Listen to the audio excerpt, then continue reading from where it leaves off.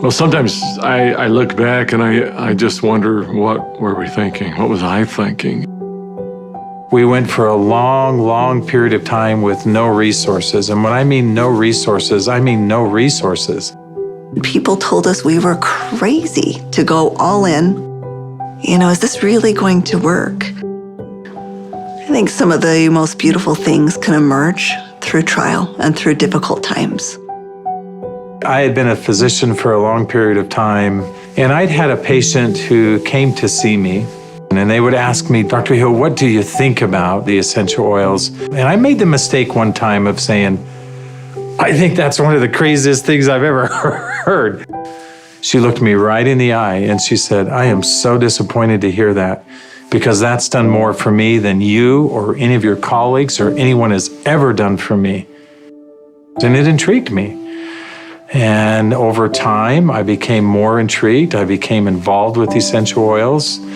And now for the last several decades, this is all that I have focused on and all that I have done. I remember when I first came into the essential oil industry, I thought they were voodoo oils. I thought they were really, really strange. It wasn't long before I started using oils on my kids, and I was amazed at what I was able to do and how it empowered me as a mom to take charge of my family's healthcare. So I was a huge skeptic. Parents were educators. My father was a professor of physics. So I just wasn't raised with anything but allopathic Western medicine. I learned over the years how effective they were and can be, especially if they're pure. When you make a claim that your product is 100% pure and you don't know that it's 100% pure, that's an integrity problem. I sort of made this conscientious decision. You have to, as a human, recognize that you have an obligation to help and to serve other people. After working 10 years in the essential oil industry, I found myself leaving for integrity purposes, because I knew that essential oils had to be pure. The desire of my heart was just to go home and raise my children. I've tried all the essential oils out there. There's nothing that meets the quality standards our family needs to use for our health care. And it was in that moment that I knew, stop thinking with your head and start thinking with your heart. It all came together, and I had such a grand vision of going out and finding the world's most pure, most potent essential oils and educating mothers like me how to take charge of their health care. So it was in that moment, before fear took over, that I picked up the phone and I called Dave. And Emily Wright called me at the time and just said, what if we could go out and source the most pure essential oils on the planet and bring them to the world in a mainstream fashion? And he got really emotional. And Dave doesn't get emotional. And actually it was that right then and there. That was the genesis for me. And I just kind of felt strongly like, yeah, we're going to start a company. So I hung up the phone with Dave. I picked up the phone and I called Dr. Hill. And as I called him, I still remember he kind of giggled. And I said, Doc, this isn't funny. I'm serious about this. What if we could go out and find these pure oils like we've always wanted to do? And what if we could educate people to really understand the power behind these oils? And he said, no, Emily, I'm not laughing because I think your idea is crazy. I'm laughing because I was just getting ready to call you and ask you the very same question. It started with an initial little small meeting in an Italian restaurant in the far corner, and we met for 5.5 hours until they finally kicked us out of the restaurant because we weren't buying food anymore. And we just started to dream. We would meet anywhere we could find some space to meet. And it was in some strange places. Of course, the basement of the Normal Library was one. We got too rambunctious and they finally kicked us out of the library.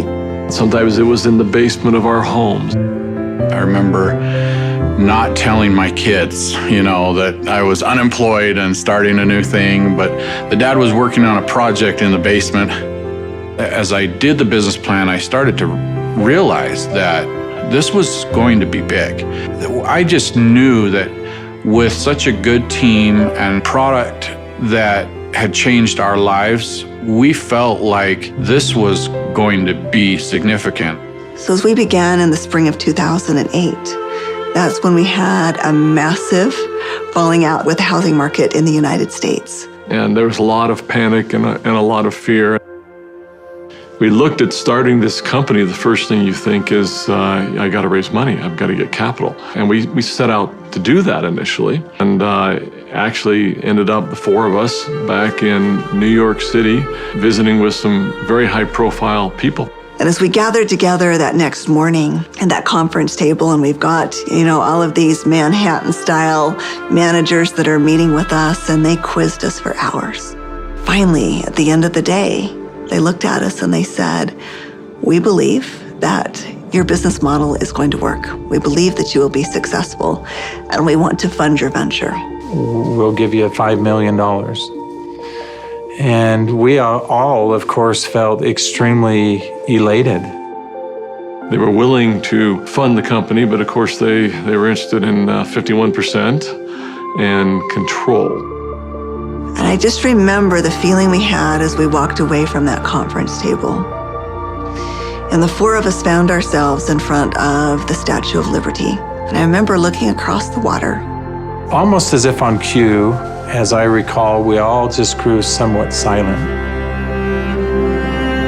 And as we looked out over the water, and I looked at the Statue of Liberty, what rung true to me is, we're doing this to give people freedom. And if we take their money, we can't make people free. And we can't make this dream that we have a reality, because they'll never allow us to bring the quality of essential oils that we know we have to have to light. Because they'll be looking for an exit strategy, they'll be looking for a return on their investment, and that can't be part of the equation. I remember standing right next to Dave Sterling, and Dave looked at me and in kind of a somewhat shocking way, he asked me, "How much money do you have, Doc?" And I said, I don't know. And he said, "How much can you pull together?" And I said, "I don't know." And he asked each one of us in succession, and before we left the park that afternoon, we had made the decision that we were unable to take any resources from anybody, and instead, we would all leverage everything we have. We took the equity out of our homes, we cashed out 401ks, we liquidated everything we owned in order for this dream to come to fruition. And so as I expressed this to my wife, I remember very clearly, she just looked at me and said, "Well, I trust you. You'll take care of us, and we'll be fine." And we had family members even come to us to say, "You're foolish. Your family is going to be homeless." So we went all in, everything. We didn't hold anything back. We thought it would be for just a couple of months that we went without any income, but it was 13 months. Those final months, we're eating almonds and yogurt and telling our kids they can't go to dance practice and they can't play sports because we don't have enough money. But having that belief that it was all going to be worth it.